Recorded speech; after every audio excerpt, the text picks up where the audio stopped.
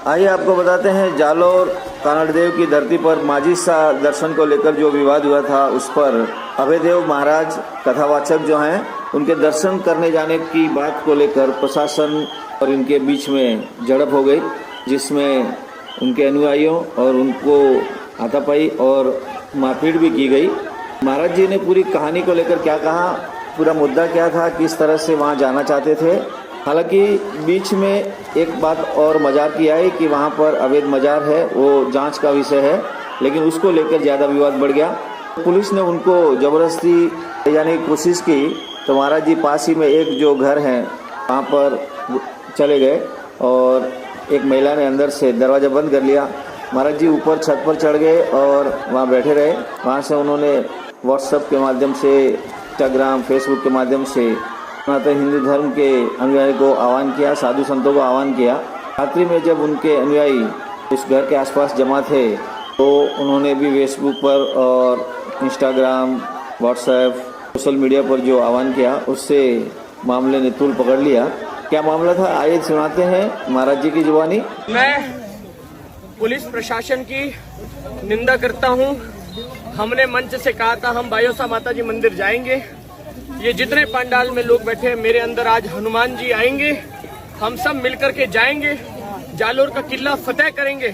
इसका सीधा सीधा अर्थ है जालोर के किले पर स्थित बायोसा माता जी मंदिर के द्वार खोलकर जो खुला है नित्य सभी श्रद्धालुओं के लिए, आज हम सब मिलकर के वहां से जय श्री राम की गूंज करेंगे और जालोर के वैभव को वापस लौटाया जाए। जालोर पर जितना अतिक्रमण हो रखा है, अलग अलग जालोर के किले पर जितने मकबरे बने, उन मकबरों का या तो प्रमाण देवे, उन मकबरों का या तो कोई न कोई देवे। मकबरे का मतलब होता है जहां पर नीचे लाश गड़ी होती है उसके ऊपर कोई पीर पैगंबर के ऊपर मकबरा बनाया जाता है। मैंने दसों बार कहा मैं मुसलमान और इस्लाम का विरोधी नहीं हूँ। मैं विरोधी हूँ तो जबरन आक्रमणकारियों का मैं विरोधी हूँ, उन लोगों का जो बायोसा माता जी मंदिर की पहली सीढ़ी पर झूठी कहानियां गढ़ के मकबरे बनाए जाते हैं। तो मैं सवाल पूछता हूँ, ग्रेनाइट के उस पत्थर के अंदर किसने 2-4 फीट खोद करके ग्रेनाइट के अंदर लाश गाड़ी होगी, वो भी पहाड़ के ऊपर, वो भी बायोसा मंदिर के पास? मेरा ये सवाल। दूसरा, अगर हम लोग दर्शन करने जाते हैं उसके लिए परमिशन लेनी पड़ेगी। राजस्थान की सरकार में ऐसा कदम हो रहा है।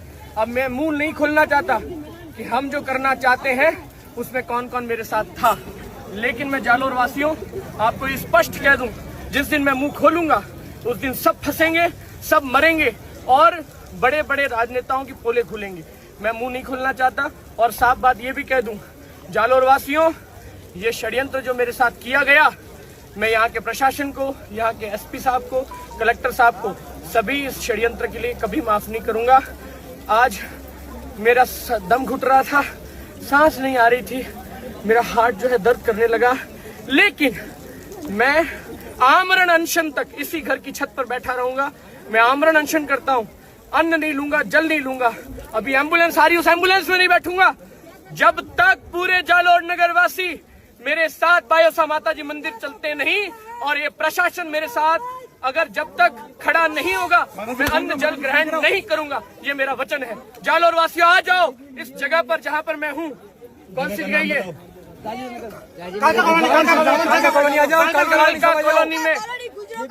कालका कॉलोनी गुर्जरों का वास। मैं इस छत के ऊपर में बैठा हूँ। आप सभी जालोर वासी यहाँ आकर मिर्ची के बॉम्ब आप पे गिराएंगे। इनका तो काम है भीड़ को इधर करना, जो ये करेंगे। अब देखो भाई, आज तो गैस के झोले थोड़े मिर्ची बॉम्ब गिरा है। पूरे राजस्थानियों को, सनातनियों को ये मैसेज वीडियो के माध्यम से जाना चाहिए कि नहीं जाना चाहिए? जालोर के सनातनियों को मिर्ची बॉम्ब, जालोर के हिंदुओं पर आंसू बॉम्ब किस लिए गिराए गए? माता जी के मंदिर का दर्शन, बस इतनी डिमांड थी। कुछ और बोला मैंने कभी? इसके अलावा एक शब्द बोला? एक भी शब्द तेरे मुंह से निकला?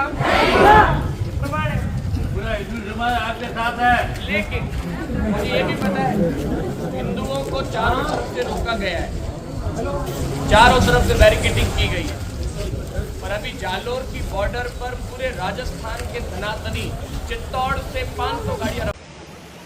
मैं राजस्थान के मेरे सभी परिवारजनों को, मेरे संत समाज को ये बताना चाहता हूँ कि जालोर के अंदर किस प्रकार से सनातनी साधु को, आपके अपने भाई को खदेड़ने की कोशिश की गई। पुलिस प्रशासन के द्वारा धक्का मुक्की, मारपीट की कोशिश की गई। कई माताओं के साथ धक्का मुक्की की गई और कई सनातनी युवाओं के साथ